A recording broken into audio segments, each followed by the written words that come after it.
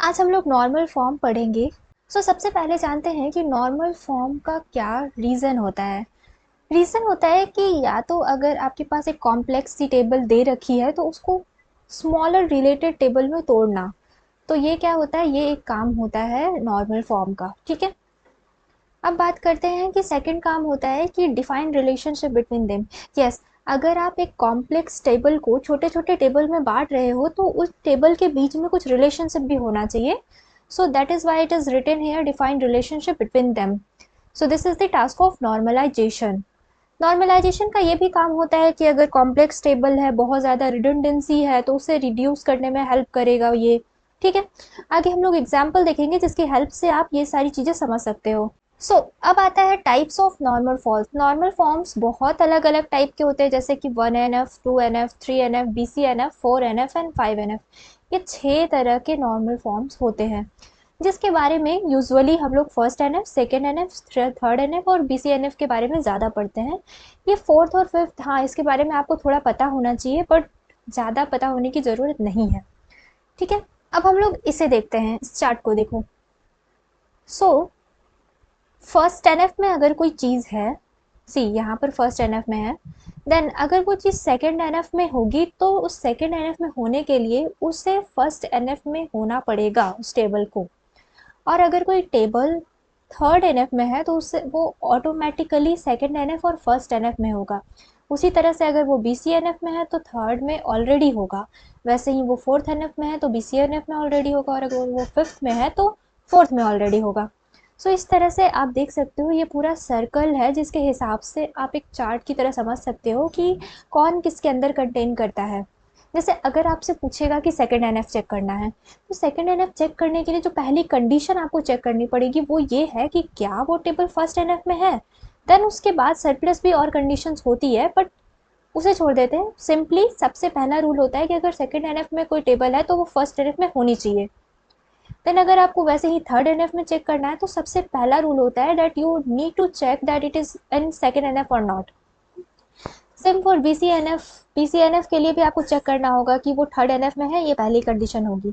Similarly इस तरह से सारे के लिए यही फॉलो होगा। ठीक है, अब सबसे पहले देखेंगे कि first NF means first normal form के बारे में पढ़ते हैं।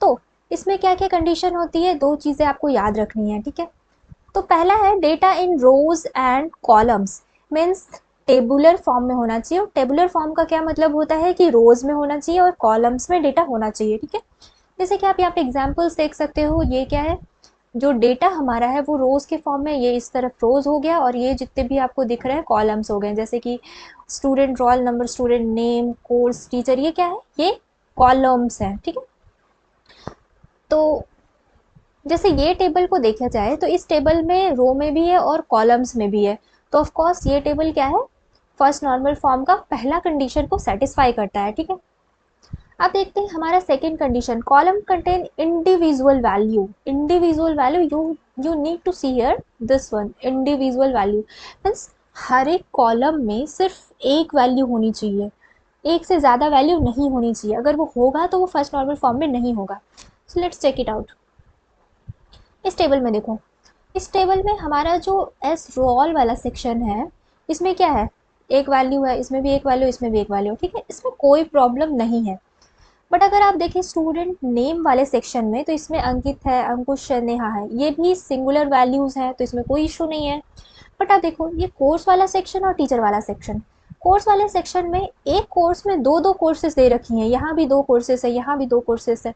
तो ये क्या है, ये एक कॉलम मीन्स एक कोर्स कॉलम में एक रो में एक से ज़्यादा वैल्यूज़ हैं, पर हमारा फर्स्ट नॉर्मल फॉर्म कहता था कि ऐसा नहीं होना चाहिए। इसी वजह से ये क्या है, ये जो हमारा पूरा टेबल है ये फर्स्ट नॉर्मल फॉर्म में नहीं है। वैसे ही आप टीचर को भी चेक कर सकते हो, इसमें भी दो दो वैल्यूज़ दे रखी हैं एक कॉलम में, तो इसीलिए ये जो है वो फर्स्ट नॉर्मल फॉर्म में नहीं है। ठीक है, देखो यहाँ पे मैंने लिख भी रखा है contain more than one values in column, so that's why it is not in one first normal form. अब अब है कि हम इसे फर्स्ट नॉर्मल फॉर्म में कन्वर्ट कैसे कर सकते हैं, चलो देखते हैं। सो अगर हमें फर्स्ट नॉर्मल फॉर्म में कन्वर्ट करना है तो कन्वर्ट करने के बाद जो हमारी टेबल दिखेगी वो कुछ इस तरह से होगी। हमने क्या किया है, आप यहाँ पहले अच्छे से देख लो, रोल नंबर 1 है अंकित का, 2 है अंकुश का और 3rd है नेहा का। और इसके जो कोर्सेस है C C plus plus Java, C plus plus Java, और यहाँ पर जो टीचर्स हैं mister A, mister B, mister C, mister A, mister B and mister C. ठीक है, अब देखते हैं। सी, हमें क्या करना है कि पहले यहाँ पर लिखा है कि रोल नंबर 1 किसका था, अंकित का। ठीक है, अब इसमें कोर्स दो दे रखे थे, क्या दो दे रखे थे, सी और सी प्लस प्लस। तो हमें क्या करना होगा, सी के लिए एक अलग बनाना होगा और सी प्लस प्लस के लिए अलग बनाना होगा। क्यों, ऐसा हम क्यों कर रहे हैं, क्योंकि हम लोग जानते हैं कि अगर हमें किसी भी टेबल को फर्स्ट नॉर्मल फॉर्म में कन्वर्ट करना है तो उसके लिए हमारे टेबल में सिर्फ इंडिविजुअल वैल्यू होनी चाहिए, सिर्फ सिंगल वैल्यू होनी चाहिए, ना कि दो वैल्यू होनी चाहिए। That's why we are breaking the course into individual values, not we are taking it together. So here it is C and C plus plus, right. Teacher के सेक्शन में भी हमने वही किया है। टीचर यहाँ पर मिस्टर ए हैं और यहाँ पर मिस्टर बी हैं जो कि इंडिविजुअल सब्जेक्ट को पढ़ाते हैं। तो इस तरह से हमें क्या करना होगा, स्टूडेंट नेम को यहाँ पर 2 बार लिखना होगा क्योंकि कोर्स को हमने अलग अलग एलोकेट यहाँ पर किया है। और यहाँ पर जो रोल नंबर है उसे भी 2 बार लिखना होगा क्योंकि अंकित का रोल नंबर क्या है, 1 है। ठीक है, और ये कॉलम खाली नहीं रह सकता। जैसे अगर आप ऊपर देखो तो यहाँ पर लिखा है कि data in rows and column, means rows और कॉलम जो दे रखे हैं उसमें नल वैल्यूज या ऐसी कोई वैल्यूज नहीं होनी चाहिए, उसमें डेटा होना ही होना चाहिए, खाली नहीं होना चाहिए, it can't be just empty. ठीक है, अब देखो, इसी तरह से हमने दूसरे वैल्यूज के लिए भी किया है। जैसे अंकुश का जो सब्जेक्ट कोर्स था वो जावा और सी था, तो जावा और सी इस तरह से लिख लिया है और यहाँ पर रोल नंबर लिखा है। यहाँ पर उसके टीचर्स जो यहाँ दे रखे थे, जैसे कि यहाँ पर टीचर्स दे रखा है मिस्टर सी, मिस्टर ए। तो अंकुश वाले सेक्शन में देखो यहाँ पर मिस्टर सी और मिस्टर ए यहाँ पर दे रखा है। ठीक है, अब बात करते हैं नेहा में जो सी प्लस प्लस जावा जावा है, तो यहाँ पर हमारा दे रखा है mister B, mister C as it is. तो इस तरह से हमने क्या किया कि ये जो हमारा गिवन टेबल था we have converted it into first normal form, और ये जो हमारा टेबल है फर्स्ट नॉर्मल फॉर्म में है। ठीक है, चलो हमने फर्स्ट नॉर्मल फॉर्म तो अच्छे से देख लिया, अब देखते हैं कि सेकेंड नॉर्मल फॉर्म क्या होता है और इसे कैसे पहचानते हैं कि सेकेंड नॉर्मल फॉर्म है कि क्या है। तो पहले जो मैंने पूरा चार्ट दिखाया था आपको उसमें पहले ही बताया था, चलो मैं वो चार्ट आपको वापस से दिखाती हूँ। देखो, सेकेंड नॉर्मल फॉर्म, तो सेकेंड नॉर्मल फॉर्म होने के लिए सेकेंड नॉर्मल फॉर्म का देखो ये वाला जो गोला है वो सेकेंड नॉर्मल फॉर्म का है। ठीक है, तो सेकेंड नॉर्मल फॉर्म में होने के लिए उसे क्या होना होगा, फर्स्ट नॉर्मल फॉर्म के अंदर होना होगा, फर्स्ट नॉर्मल फॉर्म के अंदर। इसका मतलब क्या होता है कि सेकेंड नॉर्मल फॉर्म की पहली कंडीशन क्या है कि वो फर्स्ट नॉर्मल फॉर्म होनी चाहिए। ठीक है, सो लेट्स सी। सी, पहली कंडीशन दे रखी है table must be in first normal form as expected, I have already said you that it should be in first normal form. So ये कंडीशन सबसे पहले हमें चेक करना होगा। अब दूसरी कंडीशन है कि ऑल नॉन की attribute should be fully dependent on primary की, नो पार्शियल डिपेंडेंसीज। देखो, क्या आपको पता है कि नॉन की एट्रीब्यूट क्या होता है? तो नॉन की एट्रीब्यूट को आप ऐसे समझो कि जैसे मैं बताती हूँ, जैसे ये देखो, ये जो स्टूडेंट का रोल नंबर है वो एक प्राइमरी की तरह गिना जा सकता है, एक यूनिक यूनिक थिंग जो कि हर एक स्टूडेंट के पास अपना एक होगा, राइट। जैसे कि अंकित का रोल नंबर 1 है तो अंकुश का रोल नंबर भी 1 नहीं हो सकता है ना। तो जो रोल नंबर होता है वो एक यूनिक होता है, प्राइमरी की होता है। ठीक है, अगर आपने नहीं भी पढ़ा है तो नॉर्मली आप ऐसे समझ सकते हो। देन नेम जो होगा वो मे भी रिपीट कर सकता है, बट जो रोल नंबर होता है वो एक प्राइमरी की है और वो रिपीट नहीं करेगा। ठीक है, तो उसके अलावा प्राइमरी की के अलावा जो है, मान लो कि लेट सपोज कि इस टेबल की बात की जाए तो यहाँ पर नेम भी रिपीट नहीं कर रहे हैं, तो इससे भी हम लोग प्राइमरी की बोल सकते हैं और साथ में इससे भी हम लोग प्राइमरी की बोल सकते हैं। बट प्राइमरी की के अलावा जो कॉलम है जो कि रिपीट कर रहे हैं, कर सकते हैं और कर भी रहे हैं, जैसे कि कोर्स वाला कॉलम हो गया और टीचर वाला कॉलम हो गया, तो ये क्या है, ये नॉन की एट्रीब्यूट है। ठीक है, हमारी कंडीशन क्या कर रही है कि जो नॉन की एट्रीब्यूट्स होने चाहिए वो फुल्ली डिपेंडेंट होने चाहिए प्राइमरी की पर। तो इसका मतलब है कि जो कोर्स हो गए हैं और वो टीचर हो गए हैं वो फुल्ली डिपेंडेंट होने चाहिए प्राइमरी की पर। इस वाले टेबल के लिए मान के चलते हैं ये वाला प्राइमरी की है। ठीक है, तो इस पर डिपेंडेंट होने चाहिए, तो हाँ ये इस पर डिपेंडेंट होंगे बिकॉज ये रिपीट नहीं होगा बट इसके अकॉर्डिंग ही ये आएगा। मतलब कि आप ये समझो कि रोल नंबर 1 का जो कोर्स होगा वही ये दोनों होगा। ठीक है, और रोल नंबर 2 का जो कोर्स होगा वो ये दोनों होगा। ऐसा नहीं हो सकता है कि ये जो है वो इसे एलोकेट हो जाए। तो ये जो कोर्स वाला कॉलम है वो एक तरह से डिपेंडेंट है प्राइमरी की पर, उसी के अकॉर्डिंग ही उसकी वैल्यू डिफाइन हो रही है। आपको मैं किसी और तरीके से समझाती हूँ। जैसे मान लो कि मेरा कोर्स है जावा एंड सी, मान लो कोई कोर्स है जावा एंड सी, अब पूछा जाए जावा एंड सी किसका कोर्स है, किसने इसे लिया है, कौन सा स्टूडेंट है, तो ये कैसे पता चलेगा, रोल नंबर से पता चलेगा, ठीक है। सो इस वजह से यहाँ पर लिखा है कि फुल्ली डिपेंडेंट होना चाहिए प्राइमरी की पे, तो yes it is fully dependent on primary की, ठीक है। अब हम क्या करेंगे कि सेकंड नॉर्मल फॉर्म, हमने जब इस टेबल को फर्स्ट नॉर्मल फॉर्म में ऑलरेडी कन्वर्ट कर लिया था, अब क्या करेंगे कि इसी को हम लोग सेकंड नॉर्मल फॉर्म में कन्वर्ट करेंगे और देखेंगे। तो फर्स्ट नॉर्मल फॉर्म में ऑलरेडी कन्वर्ट हो चुका है। तो हमारा ये जो फर्स्ट वाला पॉइंट है वो सेटिस्फाई होता है। देन चलो देखते हैं सेकंड नॉर्मल फॉर्म। सो देखो, take the first normal form table we already have, yes we have taken, then the process is, process सबसे पहले यहाँ पर एक्सप्लेन की गई है। तो जो टेबल गिवन है उसे पहले फर्स्ट नॉर्मल फॉर्म में करो और उसके बाद नेक्स्ट स्टेप को करो जो कि यहाँ पर लिख रखा है, ठीक है। अब देखते हैं हम यहाँ पर कि सेकेंड नॉर्मल फॉर्म में हमें सबसे पहले चूज करना होगा प्राइमरी की को। प्राइमरी की मतलब मैंने आपको समझाया कि जो यूनिक वैल्यूज होती हैं उनकी, तो यूनिक वैल्यूज को चूज करना है तो हम जानते हैं कि वहाँ पर S roll number means student का जो रोल नंबर है वो एक यूनिक वैल्यू है, और जो स्टूडेंट का नेम है वो भी एक यूनिक वैल्यू है। So both are unique. अब देखो, सेकेंड नॉर्मल फॉर्म में कन्वर्ट करने के लिए हम उसी टेबल को तोड़ेंगे, ठीक है। कैसे तोड़ेंगे, तो एक टेबल ये टेबल 1 है और एक ये टेबल 2 है। यहाँ पर जो स्टूडेंट का रोल नंबर और नेम है ये हमने प्राइमरी की सेलेक्ट किया था स्टूडेंट के रोल नंबर को, और नेम जो था वो भी यूनिक था तो इसे हमने एक टेबल में रख लिया है, ठीक है। अब इस प्राइमरी की से हमने क्या किया है, यहाँ एक फॉरेन की बनाया है उसे ही एस रोल नंबर को, और उसके बाद कोर्स और टीचर को एक अलग टेबल में रखा है इस तरह से, है ना। तो अगर हम लोग उस टेबल को इस तरह से तोड़ ले दो टेबल में, तो इसे हम क्या कहेंगे कि हमने इसे सेकेंड नॉर्मल फॉर्म में कन्वर्ट कर लिया है, ठीक है। Now what we will do is we will study third normal form. So let's see. So for the table to be in third normal form, the table should be in second normal form. So the first condition is table should be in second normal form. So first we will convert it into second normal form, and then we will do to convert it into third normal form, or is the table is in third normal form or not, we will check it. So let's see. Non-key attribute should not depend on other non-key attribute. The second condition for third normal form is non-key attribute means the columns which are not primary key, they should not be dependent on the such column, such similar type of column. Let's see the example. See, this is the second normal form. We have already seen that we have two tables there. So it was there already. We can understand that course and teacher are non-key attribute that we have already studied, right? So the course and teacher should not be dependent on each other. This it want to say, okay. And we'll also make a table 3 that contain as role, course, and that contain these all things, okay. So this is very simple.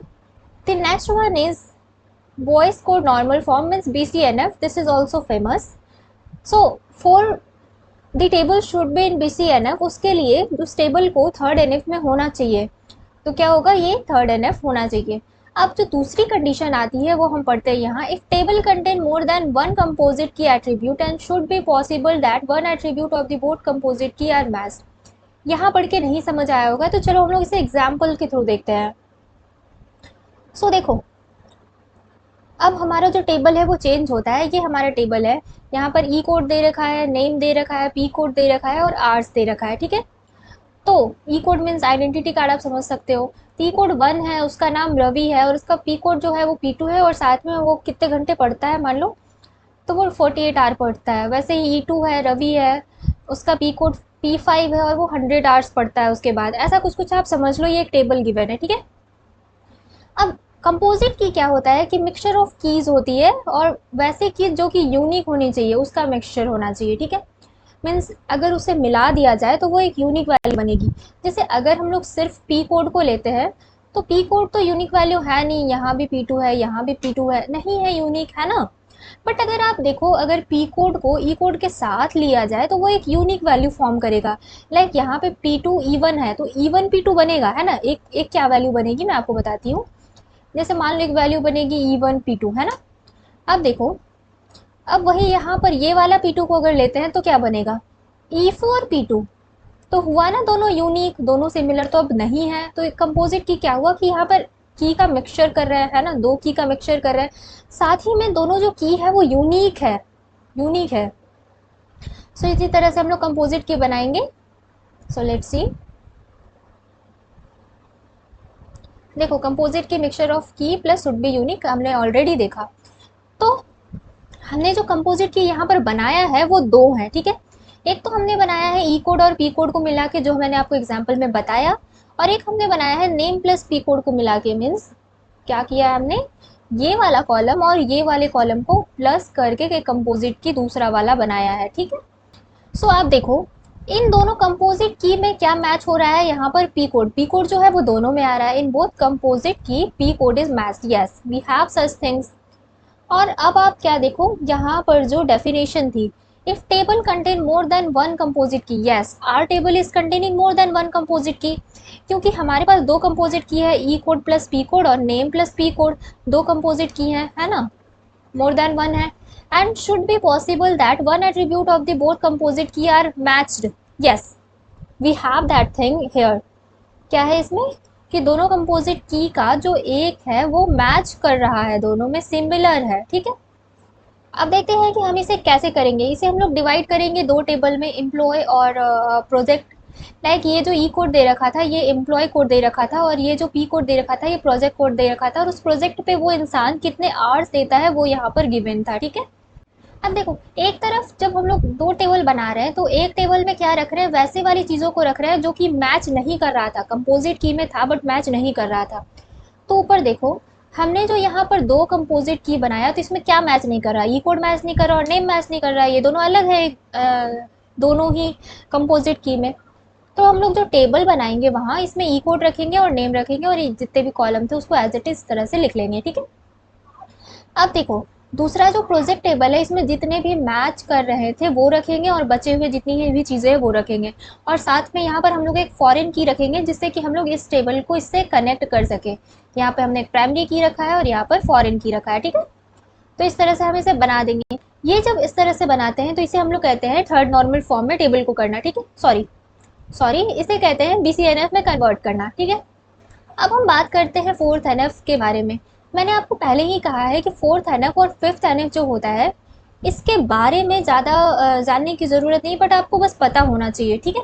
तो देखते हैं, fourth NF means fourth normal form must be in BCNF और third NF, ठीक है। We must ensure that there is no multi-valued dependencies where one column is dependent on another independent of other attribute। Means क्या है कि अगर यहाँ पर जो कॉलम्स दे रखे हैं वो, अगर एक कॉलम जो है वो इस पर डिपेंडेंट है तो ये कॉलम इस पर फिर डिपेंडेंट नहीं होना चाहिए, ये कंडीशन दे रखी है, ये सेटिस्फाई होना चाहिए अगर टेबल को फोर्थ नॉर्मल फॉर्म में होना है तो। अब नेक्स्ट देखते हैं फिफ्थ नॉर्मल फॉर्म का। सो फिफ्थ नॉर्मल फॉर्म में यहाँ पर फिफ्थ नॉर्मल फॉर्म में होने के लिए ऑलरेडी आपको पता है कि अगर फिफ्थ नॉर्मल फॉर्म में किसी टेबल को जाना है तो उसको फोर्थ नॉर्मल फॉर्म में होना चाहिए, हमें पहले ये चीज़ चेक करना पड़ेगा। सो यहाँ पे लिख रखा है कि फिफ्थ नॉर्मल फॉर्म को प्रोजेक्ट ज्वाइन नॉर्मल फॉर्म भी कहा जाता है। ये आपको आप याद रख लेना, मे बी कहीं पूछे तो आप कह सकते हो, ठीक है। If we decompose table further to eliminate redundancy and when we rejoin the decomposed table, it means candidate key we should not be losing original data। कि अगर हम लोग टेबल को डिकम्पोज करते हैं ताकि उसमें से जो रिडंडेंसी है वो हटा सके, तो अगर उसे हम लोग वापस से जो डिकम्पोज टेबल की गई है उसे अगर हम लोग ज्वाइन करते हैं तो वहाँ पर एक कंडीशन सेटिस्फाई होनी चाहिए कि जो ओरिजिनल डेटा था वो लूज नहीं होना चाहिए, ये कंडीशन सेटिस्फाई होनी चाहिए। तो अगर उसमें अगर कोई टेबल होगा तो उससे कहेंगे कि वो फिफ्थ नॉर्मल फॉर्म है, ठीक है। तो ये रहा पूरे वीडियो के लिए। अगर आपको कोई भी कंफ्यूजन है तो आप मुझे कमेंट सेक्शन में बता सकते हो, I will surely reply on it. Thank you.